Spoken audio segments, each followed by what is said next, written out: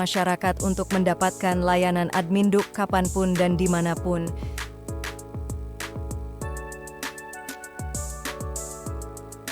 Dengan aplikasi Star Banjar, masyarakat dapat mengajukan berbagai macam jenis layanan, seperti kedatangan penduduk, perpindahan penduduk, kartu identitas anak, akta kelahiran, akta kematian, perubahan kartu keluarga,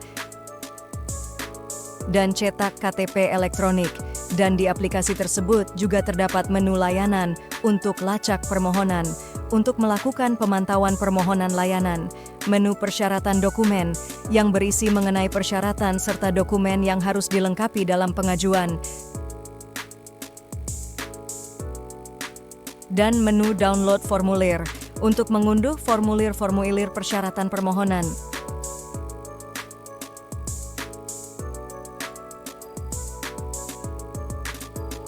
Pada Star Banjar juga diberikan kemudahan dalam memilih metode pengiriman, baik cetak mandiri, ambil di titik layanan Dukcapil terdekat dan pengiriman lewat kantor pos Indonesia.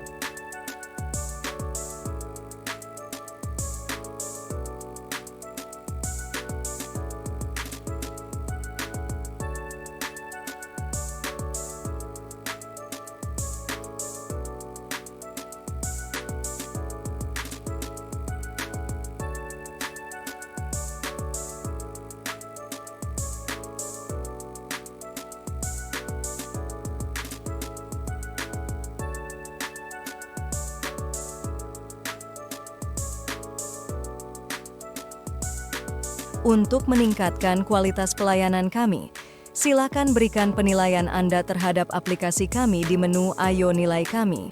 Penilaian Anda akan kami gunakan untuk meningkatkan kualitas layanan dan aplikasi kami, agar kedepannya dapat menjadi aplikasi yang lebih baik lagi.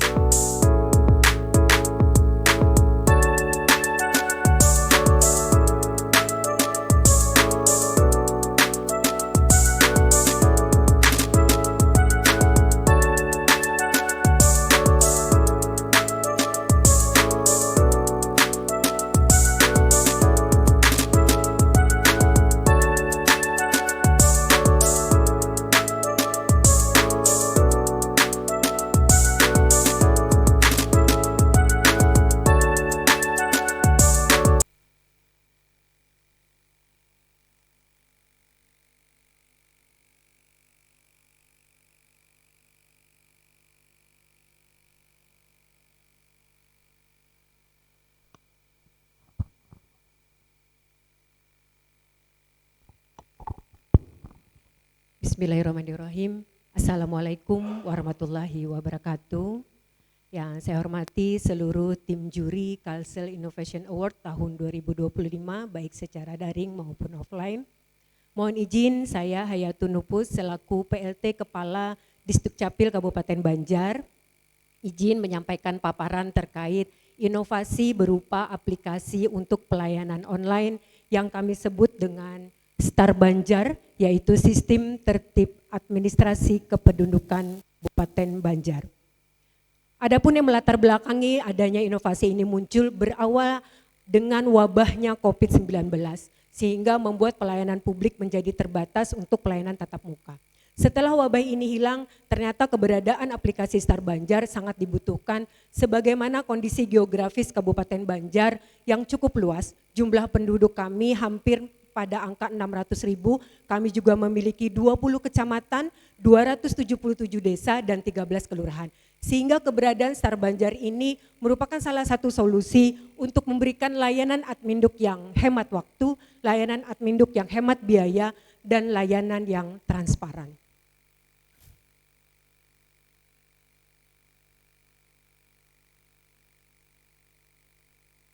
Next. Star Banjar ini berbasis Android dan website, sehingga warga bisa mengajukan di mana saja dan kapan saja dan cukup menunggu dokumennya di rumah. Dari semua jenis layanan yang ada di titik layanan tatap muka, hanya 2 jenis layanan yang tidak tersedia di dalam Star Banjar. 1, layanan perekaman KTP elektronik, 2, layanan perubahan atau perbaikan akta kelahiran. Kami menyediakan 3 alternatif dalam pengambilan dokumen. Opsi pertama yaitu cetak mandiri. File PDF-nya kami kirim di aplikasi. Opsi kedua, warga bisa menggunakan jasa kurir kantor pos dengan sistem COD berbayar Rp10.000. Kemudian opsi yang ketiga, warga bisa langsung mengambil dokumennya di 6 titik layanan yang kami punya. Sebagai strategis bahwa layanan ini transparan, kami juga menyediakan menu lacak permohonan sehingga warga yang mengajukan dokumen kependudukan bisa memantau sampai di mana proses dokumen yang diajukan. Dan layanan kami buka di Star Banjar sepanjang 24 jam sehingga warga bisa mengajukan kapan saja, by sistem tidak tertolak. Namun pemrosesannya operator akan mengerjakan sesuai dengan jam kerja atau di hari kerja. Dan kami memberikan komitmen pelayanan dalam penyelesaian dokumen yang diajukan itu akan selesai paling lambat 1 kali 24 jam terhitung seluruh berkas lengkap dan dinyatakan terpenuhi. Hingga saat ini per 30 September 2025 pengguna Star Banjar sudah sebanyak 19.635. Secara tren pengajuan dokumen kependudukan di Star Banjar untuk tahun 2024 telah mencapai 21 ribuan. Kemudian per 30 September terdapat 20.652 dokumen yang sudah diterbitkan di Star Banjar. Dan kami juga ada menu survei kepuasan masyarakat sehingga masyarakat bisa menilai kinerja dari kami dan kinerja aplikasi ini. Selama 1,5 hingga 2 tahun Star Banjar ini kami laksanakan tentunya memberikan dampak yang cukup signifikan terhadap peningkatan cakupan kepemilikan dokumen kependudukan khususnya untuk akte kelahiran. Dari sebelum adanya Star Banjar, 74% warga itu mengajukan layanan adminduknya secara tatap muka atau di titik layanan. Namun setelah adanya Star Banjar, 56% warga beralih dengan pengajuan layanan adminduk secara online. Selanjutnya, kami mengembangkan Star Banjar ini dengan membuka ruang atau akses kepada desa dengan kami sebut akun desa Star Banjar. Sehingga aparat desa bisa membantu warganya mengajukan dokumen kependudukan secara kolektif melalui aparat desa. Tujuan utamanya adalah memberikan layanan adminduk yang lebih mudah dan lebih dekat kepada masyarakat. Terima kasih atas perhatiannya, mohon saran dan masukan dari seluruh tim juri. Wassalamualaikum warahmatullahi wabarakatuh. Terima kasih Ibu PLT Kepala Dinas Dukcapil Kabupaten Banjar dengan inovasinya Star Banjar. Kemudian dilanjutkan dengan sesi tanya jawab dari Dewan Juri selama 15 menit. Mungkin akan kami tunjuk ya Bapak Ibu juri ya bergantian. Kalau waktunya memungkinkan bisa ke 4 jurinya. Tapi kalau waktunya tidak memungkinkan mungkin cuma beberapa dari juri saja. Baik, pertanyaan pertama dengan Pak Yusuf, silakan Pak Yusuf.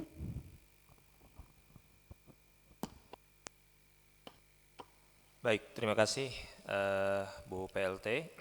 Saya satu pertanyaan aja.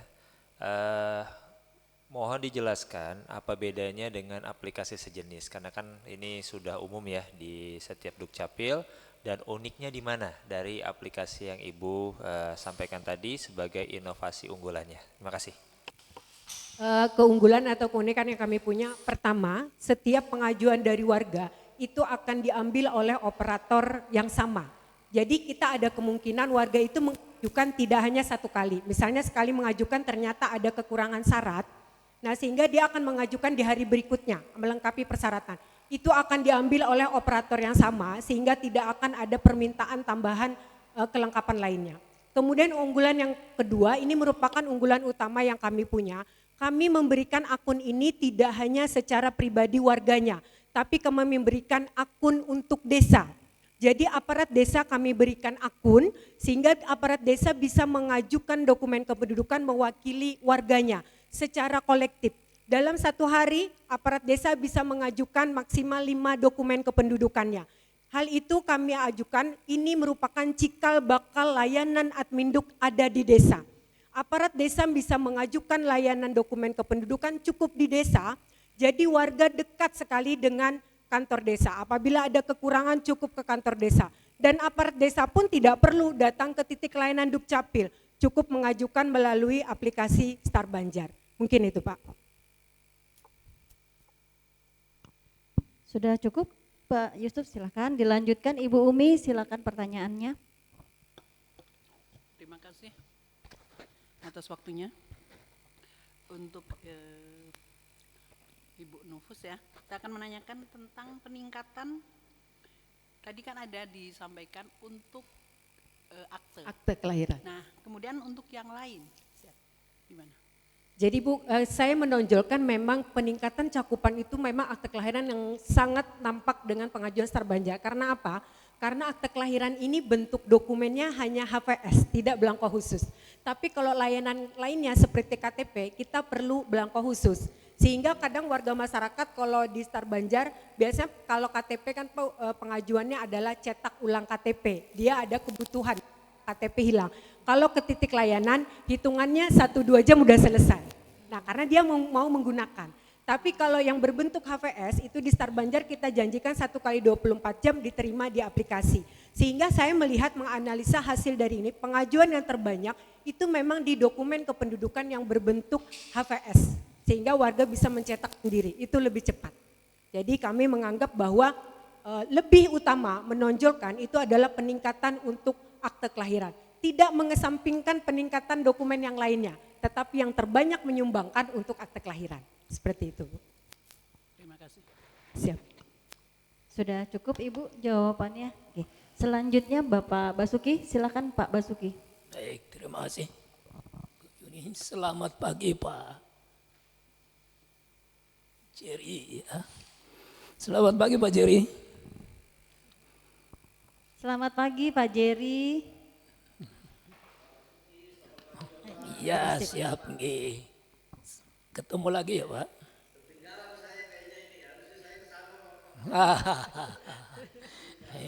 Nggih ya. Yang saya hormati Pak Yusuf ya Pak. Selamat datang kembali Pak ke Banjarmasin dan Bu Umi ya, nggih, selamat Bu Umi. Baik, kalau saya melihat dari proposal ini Bu ya. Jadi apa yang dilakukan oleh Ibu ini kan terkait dengan pengembangan untuk penyebaran apa sistem ini ya. Kalau tidak salah itu ke desa hampir 197 desa. Nah yang menjadi pertanyaan kami, pertama apakah SDM-nya itu sudah siap? Kemudian yang kedua adalah terkait dengan perangkat apa ya, kan kalau di desa ini barangkali terbatas ya internet ataupun apa kayak HP Android gitu ya. Nah ini kira-kira gimana Bu mengatasi hal ini? Siap. Ketika proposal kami ajukan memang 197 Pak. Tapi per hari ini sudah 206 desa yang mempunyai akun Star Banjar. Kenapa seperti itu? Kami memang bertahap Pak. Jadi di awal 2024 itu pilot project dulu 10 desa. Kami lihat, kami monef, kami evaluasi apa kekurangannya, apa hambatannya, kami tambah hingga pada saat ini sudah mencapai 206. Apakah terkait SDM? Mungkin itu salah satu Pak. Tetapi juga kita komitmen desanya Pak. Komitmen dari desa untuk memberikan kemudahan kepada masyarakatnya itu yang paling utama. Sehingga kami di awal pilot project menunjuk adalah perwakilan dari 20 kecamatan. Satu desa dari satu kecamatan kita kumpulkan, kita lihat. Kemudian kita evaluasi. Kalau terkait apakah masalah internet, tapi untuk saat ini Pak setiap desa tersedia anggaran desa dan mereka menyediakan untuk internet desanya. Alhamdulillah. Jadi mungkin kalau mengerjakannya itu di kantor desa, ada desa-desa kami, kecamatan yang jauh-jauh agak lelet, tapi ketika mereka mengerjakannya di rumah gitu Pak, itu ada kemungkinan. Tetapi saat ini juga Pak sejak beberapa bulan yang lalu ada beberapa desa kami, Peramasan, Telaga Bontang, itu sudah ada yang punya Starlink Bapak Ibu. Sehingga Starlink ini ternyata tidak ada kendala lagi terkait jaringan. Itu salah satu alternatif yang kami berikan kepada desa, bagi desa yang masih agak terhambat internet. Karena kami juga Pak ketika Dukcapil memberikan layanan jempol ke desa yang tidak ada internetnya di tahun yang lalu, saat ini kami sudah tidak ada masalah dengan adanya Starlink.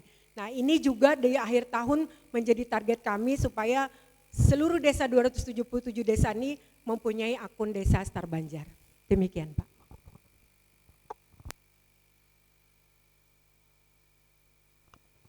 Nggih, silakan.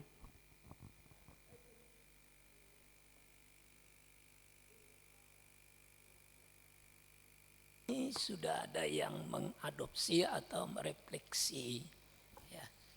Kemarin di akhir 2024 ada Dukcapil Kabupaten Kapuas Pak datang dan ada surat replikasinya karena memang lebih menariknya dengan adanya akun desa tadi. Kalau kabupaten kota lain di Provinsi Kalsel punya aplikasi tapi tidak memberikan akun desa. Baru kami yang ada akun desa dan itu Kabupaten Kapuas juga punya kabupaten yang banyak sehingga mereka tertarik untuk mengadopsi di kami ini. Kemarin sudah ada Pak untuk Kabupaten Kapuas dan mereka tahun ini katanya sudah ada penyediaan untuk aplikasinya. Oh, berarti sudah Sudah digunakan direplikasi. gitu ya. Iya, alhamdulillah. Sudah diaplikasikan. Siap. Baik, Ibu. Cukup Pak. Selanjutnya pertanyaan dari Pak Jerry dari Kemendagri. Silakan Pak Jerry. Ya, terima kasih Bu Yuni. Ibu Kepala Dinas Dukcapil Kabupaten Banjar, selamat Bu karena sudah masuk nominator untuk 10 besar untuk inovasi Kalimantan Selatan. Saya pertama melihat bahwa aspek kemanfaatannya ini memang jangkauannya itu kepada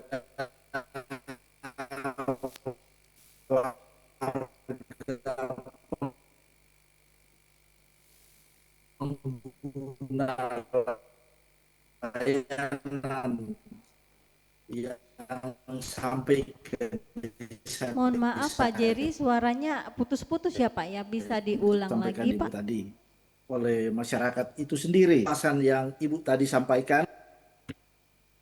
Bisa diulang Ini Pak bisa Jerry? didengar Bu? Nggih, bisa diulang Pak? Soalnya tadi suaranya Ya. putus-putus. Ya, suara saya jelas sekarang? Bu Sekarang Yuni? jelas. Iya. Iya, iya. Jadi dari kemanfaatan yang saya sampaikan tadi bahwa jangkauan dari pelayanan ini kepada masyarakat sebagai pengguna layanan ini lebih besar sampai kepada masyarakat, maka efek terkait dengan survei kepuasan masyarakat yang tadi Ibu sampaikan itu dari 3.100 sekian, ini yang menyatakan sangat puas itu ada 2.571 dan puas adalah 591.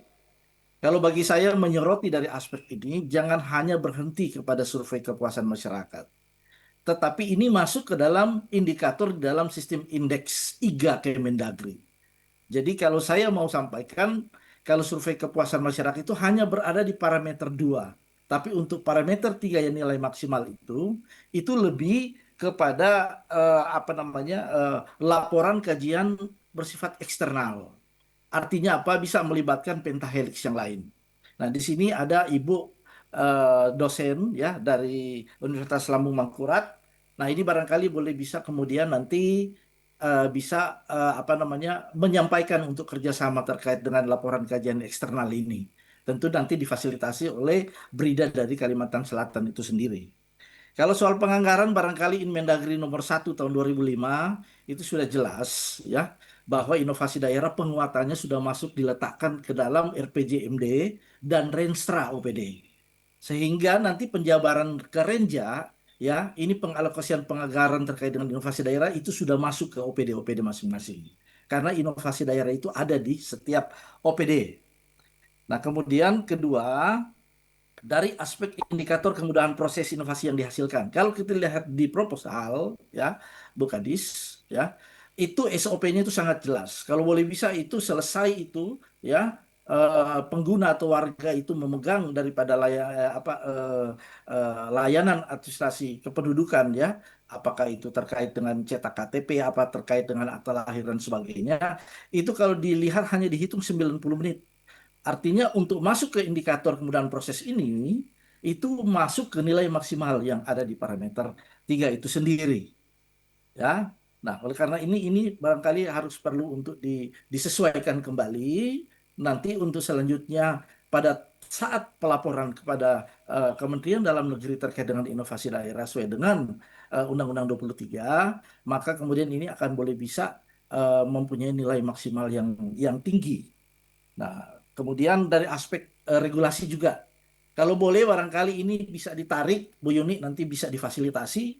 Semua regulasi inovasi daerah ada baiknya itu ada di bawah payung Perda. Ya, karena kalau di bawah payung Perda ini, inovasi ini boleh bisa selalu berkelanjutan. Nah, kalau pelayanan terkait dengan kependudukan masyarakat ini dia terus berlanjut, ya, atau disebut dengan sustainability inovasi. Jadi sekalipun Ibu Kepala Dinas sudah pensiun, ya, atau kepala daerah sudah tidak lagi menjabat, maka inovasi daerah ini akan terus berjalan. Dan terakhir saya infokan juga kepada Prof. Basuki, ini adalah guru dan pakar haki saya. Saya banyak belajar kepada beliau terkait dengan haki. Sebagaimana yang di dalam PP 38, ya, Prof. Ini sekarang terkait dengan haki sudah masuk ke dalam sistem indeks, ya. Berkali-kali rapat di Kemendagri saya selalu menyampaikan hal ini. Sehingga ini sudah masuk ke dalam satuan pemerintah daerah, Prof. Ya. Nah, oleh karena itu setiap inovasi, apalagi tadi Pak Yusuf bilang ini kan inovasinya ini kan juga ada jenis-jenisnya seperti inovasi ini. Nah, oleh karena itu memang perlu ada pengakuan, ya. Makanya ini barangkali perlu harus masuk ke dalam sertifikasi haki. Nanti untuk lebih banyaknya itu nanti Prof. Basuki lah yang nanti yang akan banyak membantu dan menyampaikan. Bu Yuni, ini aja yang bisa saya sampaikan, ya. Selamat sekali lagi kepada Ibu Terima Kepala kasih. Dinas. Ya, terima kasih. Baik, terima kasih Pak Jerry. Kepada Ibu ada yang masih ingin disampaikan lagi? Mungkin terima kasih Pak Jerry atas saran dan masukannya khususnya terkait SKM dengan pihak internal. Mungkin saya bisa koordinasi dengan pihak ULM nantinya untuk melaksanakan SKM terhadap inovasi yang kami laksanakan. Mungkin itu, mungkin closing statement atau gimana? Oh, okay. Terima kasih kepada seluruh juri memberikan kesempatan kepada kami di Dukcapil Kabupaten Banjar untuk masuk dalam top 10 ini. Semua ini atau inovasi yang kami buka ini tidak lain tujuan utamanya adalah memberikan layanan adminduk yang lebih mudah, layanan adminduk yang lebih dekat lagi dengan warga Kabupaten Banjar yang posisinya tersebar di seluruh wilayah Kabupaten Banjar. Terima kasih atas perhatiannya. Assalamualaikum warahmatullahi wabarakatuh. Waalaikumsalam. Terima kasih kepada Ibu dari Kabupaten Banjar.